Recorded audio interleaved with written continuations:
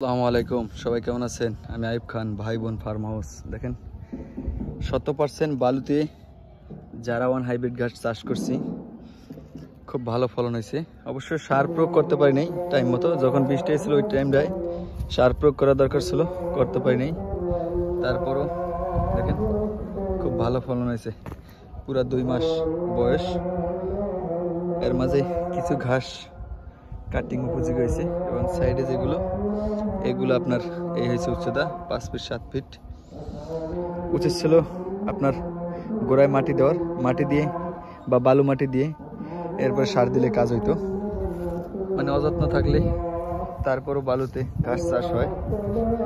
এই জমিটা আর কি প্রথমত আগাছা পরিষ্কার করে সিরিয়াল করে চাষ করছিলাম। বৃষ্টির সময় শুধু 2 বার সার প্রয়োগ করছি।